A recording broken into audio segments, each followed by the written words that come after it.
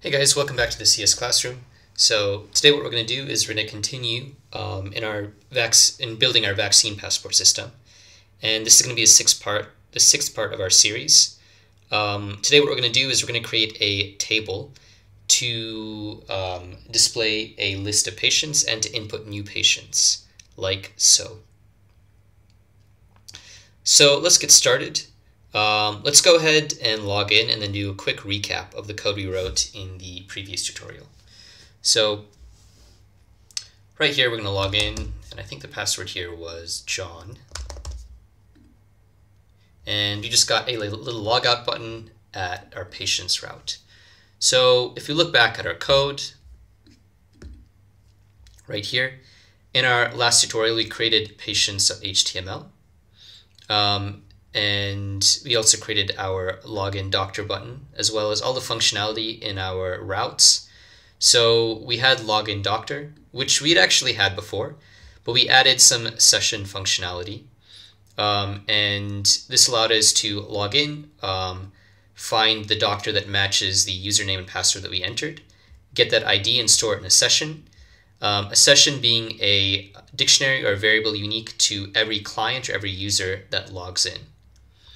And then once that was done, we could go to the login doctor route and then remove the current doctor or the client from the session. So if you were logging in, that would log you out and then redirect you back to the main page right here. We also created the patients route, and basically in the patients route, if you were logged in, which really you would be able to get to the patients route unless you were logged in. Because right here, once you log in, check password and all of that, you get sent to the patient's URL. Then we get some information from that session dictionary that we created. And in this tutorial, we're actually going to use that to get a list of patients that are attached to the given doctor. We're also going to create a form to register some patients. Before we do that, let's go ahead and let's do some housekeeping. So right here in my static folder, so far I've got a JS folder with some JavaScript. I also want to create a CSS folder. Let's create that. Let's create CSS right there. Let's move our style.css right in there. And then we're going to go to base.html and modify our file path right here. So we're going to have CSS. Yeah, it's got to be CSS/style.css. Cool. Okay. Let's just kind of refresh and make sure that that works. Actually, let's log out again. Okay, and it still kind of shows up with all the styling intact, so should be good. Let's go ahead and log back in. Cool, okay. So what we want to do now is we want to create a patients.css, or we could just say, we'll call it patient.css. And we're doing that to create a separate file that will hold all of our CSS for patients.html file. We kind of want to do that to separate the CSS out, because if you put all of our CSS into one file, it tends to get long and difficult to read, and it's also difficult to understand like what styles are corresponding to what page and what functionality. So now that we've done that, let's go ahead and build out our patients.html file. So our goal in our patients.html file is to do two things. The first thing we want to do is we want to register a patient. And the second thing we want to do is we want to display all patients that are attached to a given doctor. So let's go ahead and let's get started with building out our form. To do this, I'm just going to kind of copy paste some stuff from main.html. So I'm going to go to patients.html right here, and I'm going to paste this. So basically, to register a patient, we are going to use the name, email address, and phone number. And then we're also going to use the doctor ID, but our doctor ID is already stored in our session variable right here. So we don't actually need to get that from the user. The reason that we're using all of these particular form fields right here, the reason we're entering these values right here is because those are kind of the values that are specified in our model right here. So every patient needs to have an ID, which is created by the database, a name, email, and phone number, a doctor ID, which we'll get from our session dictionary, and then vaccine doses, which we'll add at a later time, which aren't necessary upon registration. So we've got this. We're going to call this patient registration form. And we're gonna send the user to a route to a route with a function named register patient. We're going to do that like so. And we're going to be using the post method to do that. So this is basically our form. It hasn't been styled yet. We also want to add a submit button so that we can do this action, submit it to this route using this method when we click the submit button. Input type equals submit. Close it up right here. Cool. Okay. So let's go ahead and just make sure that that's shown up correctly. Okay. So it's actually giving us an error, interestingly. It detected that there's no register patient. So I guess we need to go ahead and build that out in our views.py. So let's open that up. And let's kind of just open this up in another window right here. And for now, we'll close this part. So we've got patients.html, and we want to register a patient using Python right here. So let's go ahead and get started. So we're going to create a route. We're going to say app.route register patient. And then that route can be accessed using the post method. And then we're going to create a function that corresponds to this one right here, register patient. So we're going to say def register patient.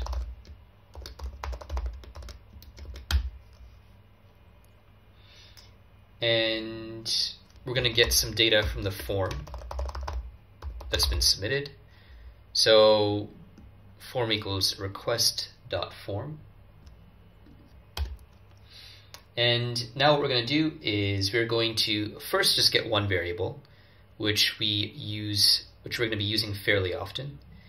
And we're going to say email equals form, and then email address.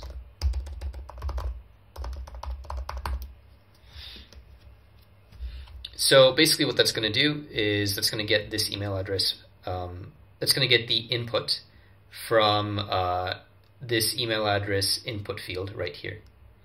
Also, we're going to get rid of this like JavaScript right here because we actually don't need that.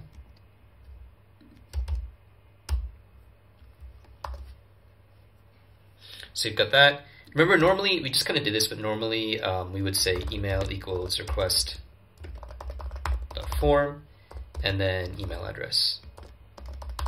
Just to shorten things up, we did this right here. So let's get rid of this. We've got that.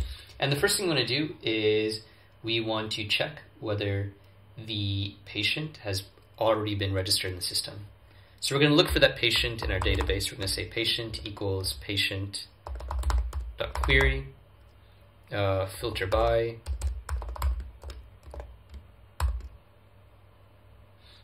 email equals email. So this email right here corresponds to this variable, and email right here just corresponds to the email field in our model right here. Let's not do that. Okay. So we also need to import patient right here. Let's go back up here. And let's import patient. Okay, so we also need to get first because we only want to check whether one matches. That's what's important. So basically what's happening is we're trying to look for the patient that corresponds to the email address we just entered. If the patient doesn't exist, then we know we can go ahead and register a new patient. And if it does exist, then we're going to give a flash message that says patient already exists. So we'll have if not patient, do some stuff. And for now, we're not going to do much. And then if there is a patient, we would have flash patient already exists.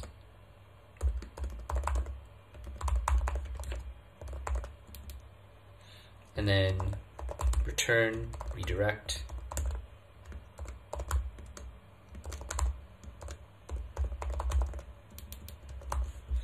So basically, we would redirect to our patient's page, which is this one right here. Well, when it didn't have an error, and we would show this flash message: patient already exists. So we'll go ahead and build in the flash functionality once we're done writing this route right here.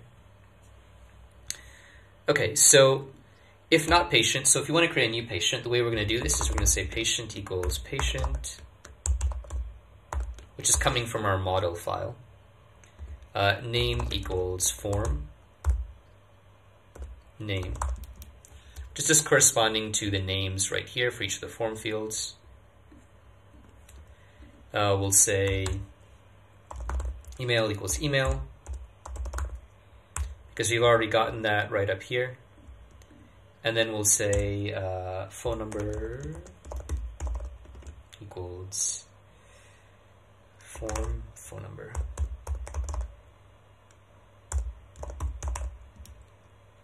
And then we also want to insert a doctor ID. So we're going to say doctor ID equals session doctor. Because right here, we were basically inserting the doctor ID into the session. Session doctor equals doctor.id. All right. And once we've done that, we need to add this patient object to our database. So db.session.add patient and db.session.commit. No, that's it. We don't need to put anything there.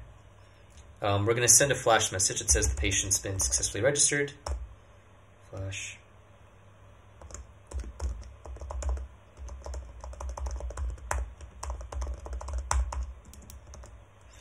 And then we're going to, again, return the user to the patient's page.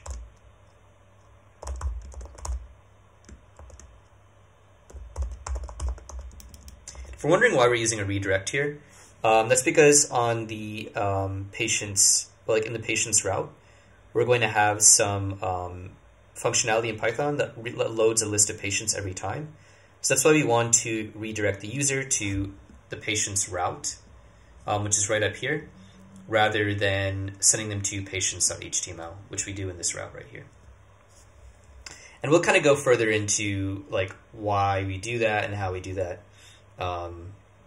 in the future. Well, in this tutorial, but after this. So far we've got some functionality here that allows us to register our patients. Let's go back to our HTML and let's add the flash message now. So actually, it turns out that we don't really need to do anything because we already have some Flash functionality in base.html, which is right here. And we're basically displaying HTML from base.html.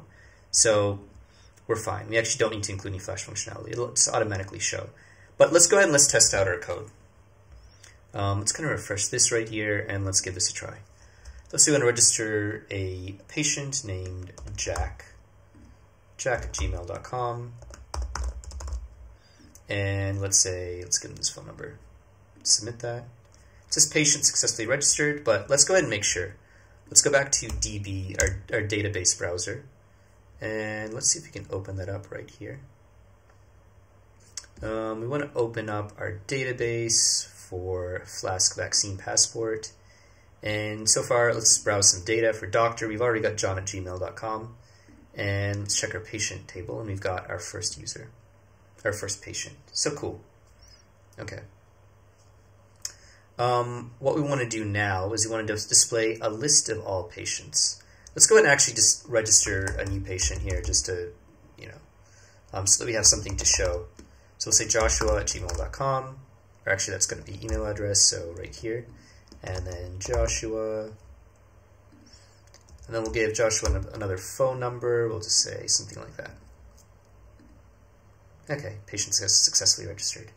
So now what we want to do is we want to show a list of all patients that have been registered. So in order to do that, we need to do a few things. First of all, let's go ahead and, well, we want to keep this open, but we're going to go to patients right here. And in this patients route, whenever we're displaying patients.html, we want to display patients.html with a list of users, or a list of patients rather, that have already been registered. So let's go ahead and get a list of patients that have already been registered. And this list of patients is going to correspond to the doctor ID specifically. So what we're going to do is we're going to write a query. We're going to say patients. Actually, let me just kind of, well, let's go ahead and let's just say what we have so far. And then let's exit out. And then I'll open this up in a bigger window right here. Okay. So right down here, patients route, we've got patients equals patient.query.filter by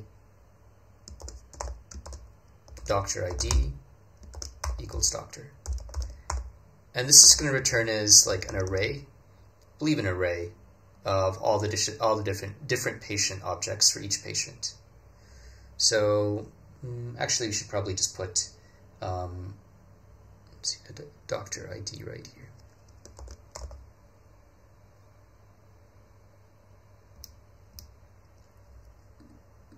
Cool. Okay. Now what we're going to do is we're going to, so that's if we're logged in only, if session doctor, we're going to return render template. And again, we're going to have patients.html, but we're actually going to send some parameters back. We're going to send some variables with that HTML file. So we're going to say patients equals patients. So we're going to send a variable back called patients, which is going to correspond to this one right here. Okay. So now that we've done this, let's go ahead and take a look at how we can actually display this in our HTML file. And what's important to keep in mind as well is that like in Flask, we're not actually using pure HTML files. We're actually using a templating system called Jinja. And this allows us to write HTML, but also add some additional functionality that makes it easier to work with Python and just do more interesting things with Flask in general. So let's kind of see how we can use the advantages that Jinja gives us to display patients in patients.html. Okay, so the first thing we want to do is we want to create a div. So we essentially want to create a container to hold all of our patient data. We're going to call it patients, our patient.list. Rather really to display the data, not necessarily to hold it. After all, we're using HTML here, not a data structure in Python. And what we're going to do is we're going to create a loop, which we can do because this isn't pure HTML. So we're going to say patient in patients using some Python syntax. And this is going to be a for loop.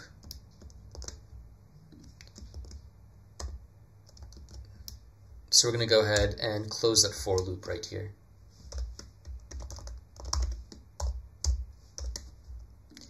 And inside this loop right here, we want to display some patient information. So actually, let's just start out with a paragraph, patient name. And this is how we're going to display values inside our for loop.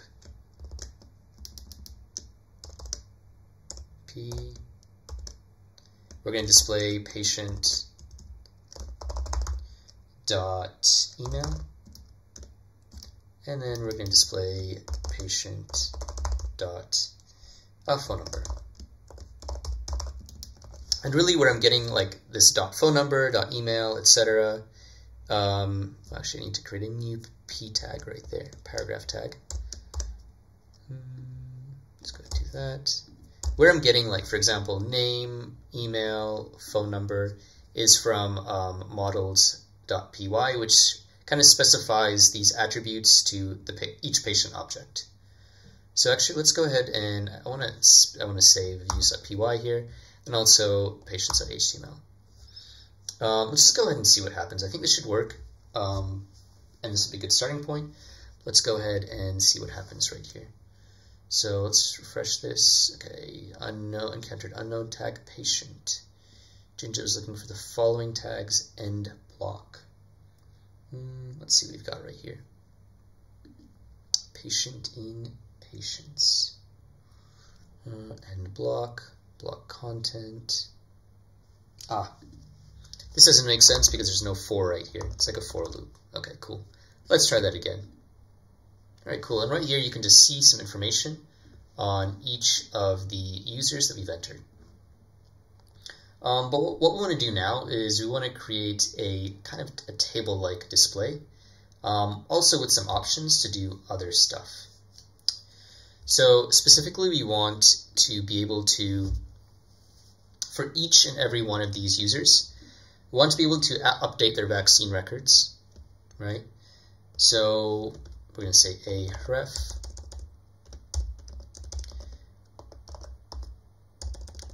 and we're using A as opposed to P because we're going to want to access a route in our Python application in views.py. So basically this is going to involve clicking on a link, update vaccine record,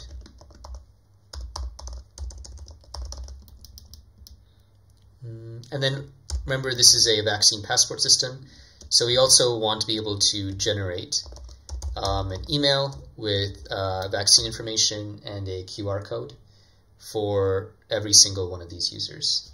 So we're going to have email vaccine certificate. Okay, so let's go ahead and refresh and let's see whether we did that correctly. Okay, so for each of these we have both of these links, which would eventually lead us to a route right here. We're not going to build it out in this tutorial, but we will in the next tutorial. So, okay, cool. We've got this for each one of these users. Now let's go ahead and create a table. And the way we need to do that is using CSS. So this is where patient.css is going to come into play right here, which we just created. The first thing we want to do is we want to attach patient.css right here. And we're going to do it in the same way that we attached our CSS right here. Our style sheet, rather, which is what it's called. So we're going to say css/patient.css. And what we're going to do is we're going to create sort of a grid with 5 columns in it for each one of these. For our name, email, phone number, our update vaccine record link, and our email vaccine certificate link. Let's go to our patient.css. And what we're going to do is we're going to say patient. Actually, let me just open this up in the side. Okay. So right here, we're going to style this particular container right here, this div, and this is an ID, so we're going to have to use a hash mark. We're going to say hash patient list, and we're going to create a grid. So we're going to say display grid, which we've done this before. Not grid. And then we're going to create a template with 5 columns. So we're going to say grid template columns, 1 FR, 1 FR, 1 FR, 1 FR, and 1 FR.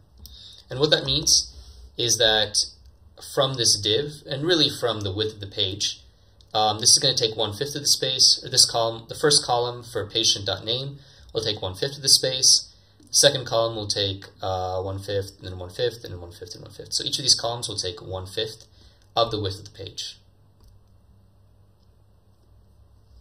So let's go ahead and let's do that. Okay, cool. And we have like a nice little table right here. What we want to do as well is we want to create some headings so that people know like what each of these pieces of information are. I mean, it's kind of obvious, but it's still good to do that. So right up here in patient list, let's go ahead and exit to this. Let's go ahead and create the headings. So what we're going to do is it's not going to be too different from what we did in our for loop right here. We're just going to say paragraph tag patient name, patient email,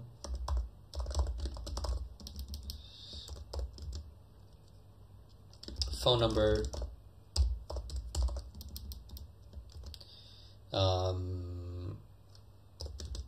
update vaccine records, which is just going to be a copy of what is in of what's written for our link.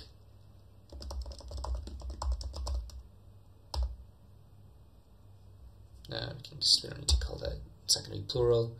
And email vaccine certificate.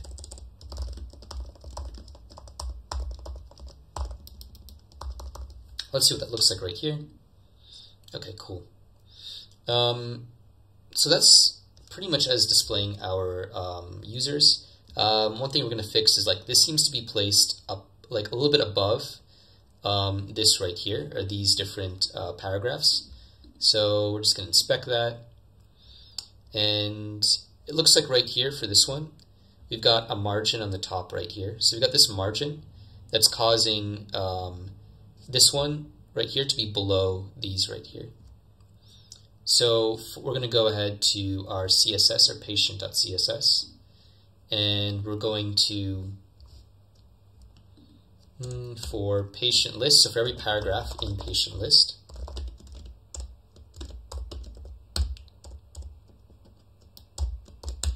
we're going to say margin top 0.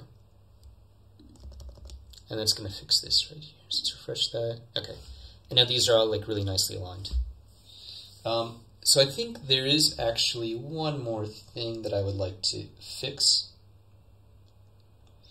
Okay, so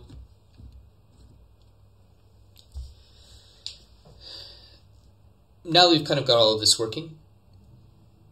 What I would like to happen is, so if the user is already logged in, which they are right now, I don't really want them to keep logging in over and over again, right? Because we can keep doing that. But I think what I want to do is I want to go to views.py, and if the user is already logged in, and we can check if that's true.